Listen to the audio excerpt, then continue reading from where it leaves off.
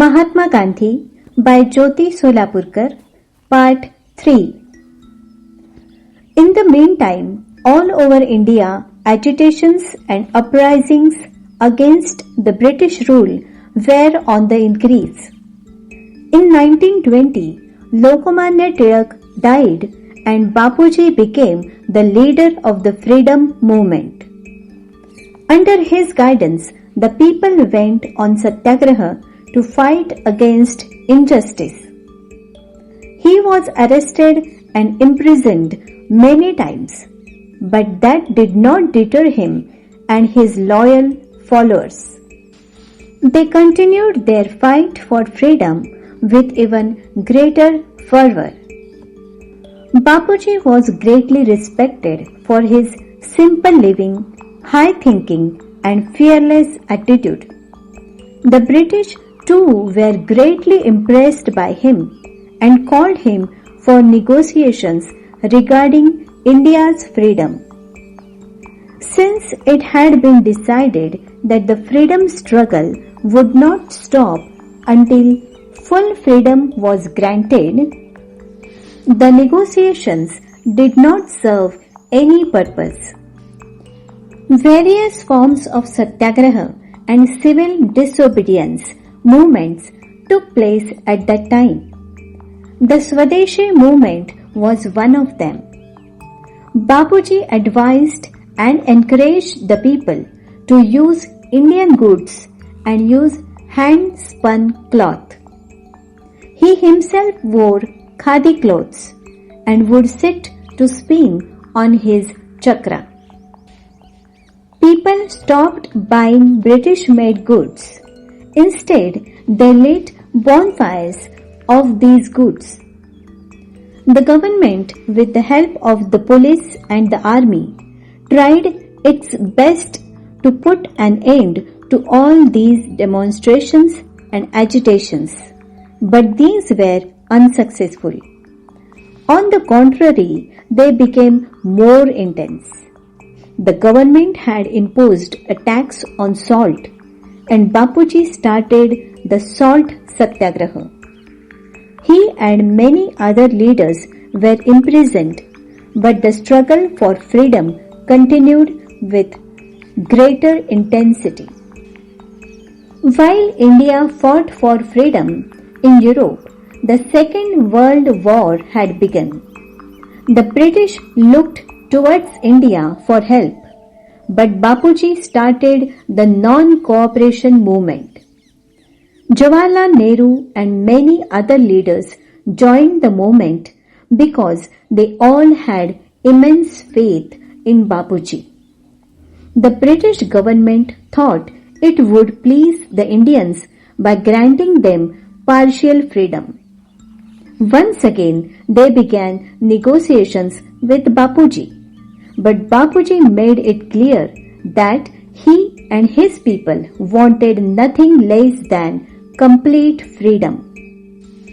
To make this demand stronger, the Indian National Congress passed the Quit India resolution, wherein they demanded that the British leave India immediately. Angered by this resolution, the British again imprisoned him and the other leaders.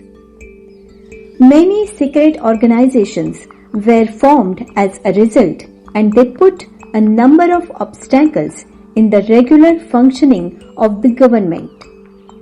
Around this time, Netaji Subhash Chandra Bose formed his Azad Hind Fauj in Japan. Many Indians who were in the British Army left it and joined the Indian Netaji's army. The British government realized that it was now impossible for them to continue their rule in India.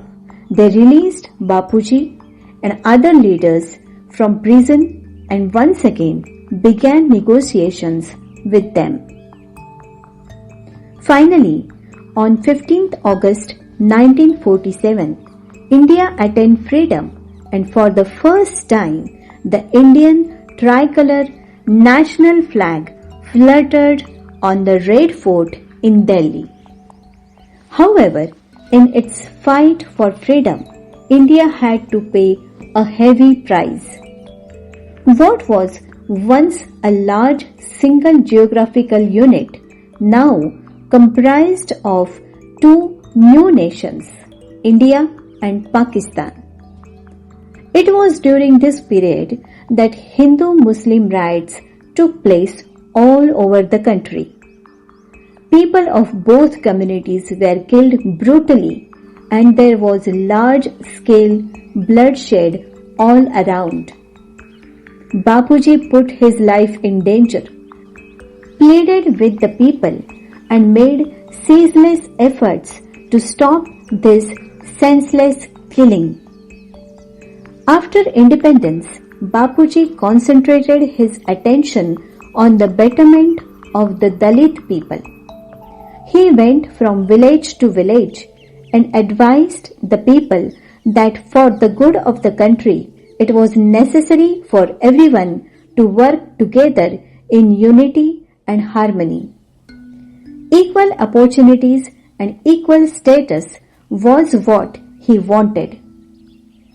Although Bapuji strived so hard for unity, there were some people who were under the misconception that Bapuji favored the Muslims.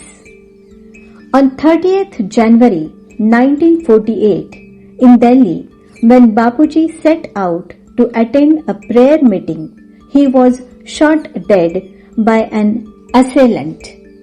His last words were, "Hey Ram." The great Mahatma's life had come to an end. The news shocked everyone. Not only India, but the whole world mourned the death of the great man, a real Mahatma, who had dedicated his entire life to the service of humanity and had taught the importance of truth and non-violence. The most befitting tribute that we Indians can pay him is to follow the path he has shown us. Thank you.